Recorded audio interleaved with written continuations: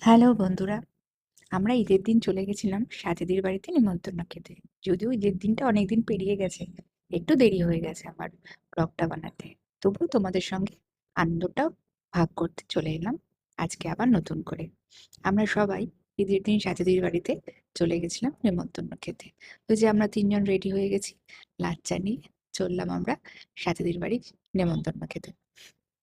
সন্ধেবেলা সুন্দর রাস্তায়, ফাঁকা রাস্তায় আমরা শা করে স্কুটি চালিয়ে এগিয়ে চললাম সাথীদের বাড়ির দিকে।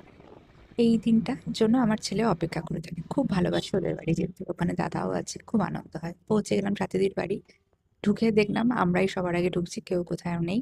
সাথীদিকে লাচ্চা আর মিষ্টি দিয়ে উজ্জ্বলদা এসে আমরা চলে গেলাম সাথীদের বাড়ির নতুন গেস্ট, সাথীদের ঘন্টুর কাছে। ছোট্ট একটা বেবি খরগোশ।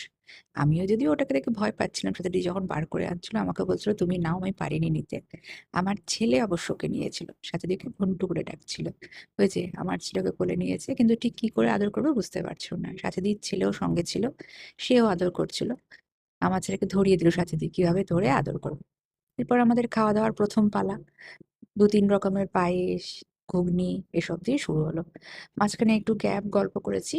তারপর সাথীদের হাতের স্পেশাল বিরিয়ানি। সাথীদি দারুণ বিরিয়ানি বানায়। এই বিরিয়ানির স্বাদ কারোর সঙ্গে ভাগ হয় না।